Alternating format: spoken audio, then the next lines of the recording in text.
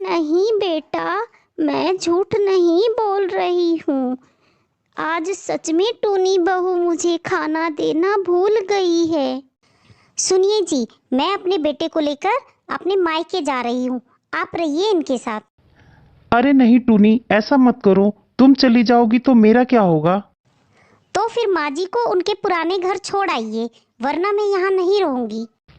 ठीक है, तुम जैसा कहोगी वैसा ही होगा।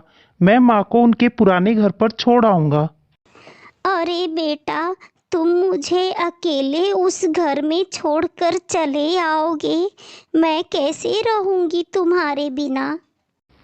अरे माँ, तुम क्या चाहती हो कि मेरा घर उजड़ जाए?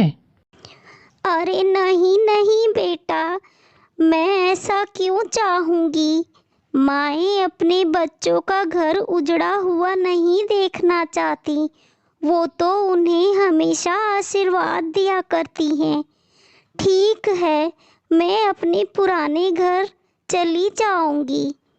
सोनू कबूतर अपनी माँ को उनके पुराने वाले घर पर छोड़ देता है।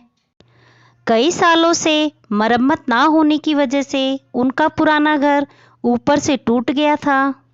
रात होते होते जंगल में तेज बारिश शुरू हो जाती है, जिससे भोली कबूतरी के घर में पानी भर जाता है।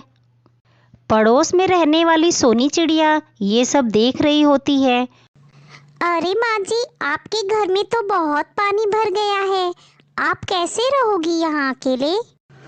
क्या करूँ बेटा, मेरे बेटे और बहू ने मुझे घर से निकाल दिया है।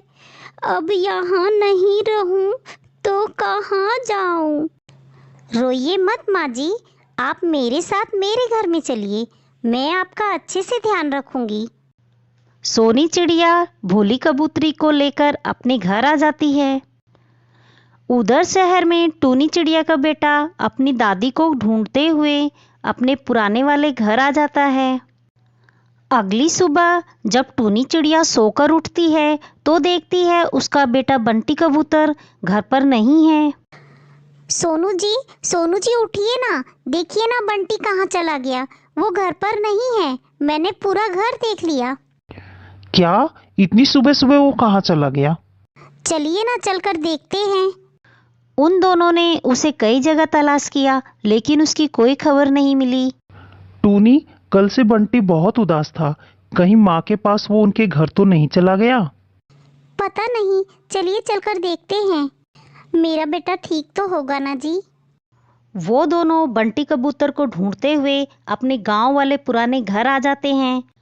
वो देखते हैं बंटी कबूतर अपने पुराने वाले घर की मरम्मत कर रहा था।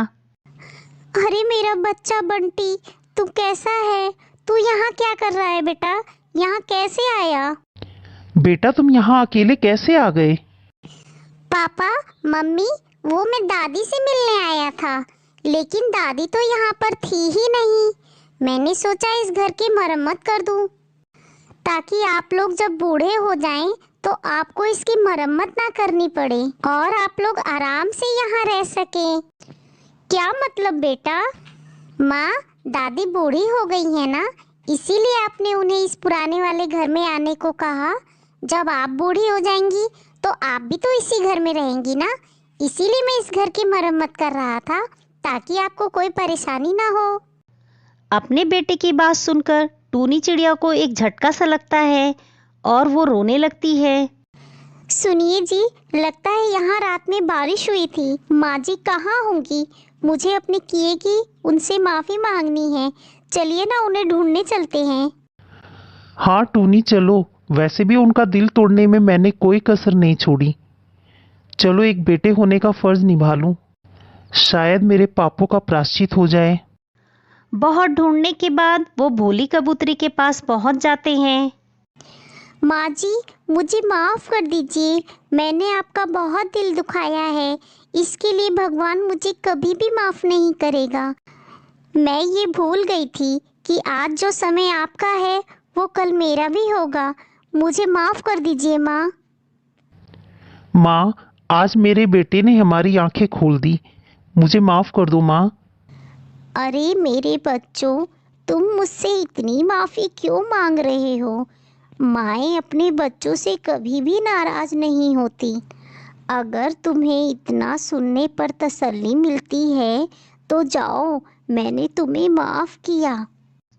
वो सभी अपने घर वापस आ जाते हैं। अब टूनी चिड़िया अपनी सास का बहुत अच्छे से ध्यान रखती थी और उनकी खूब सेवा करती थी।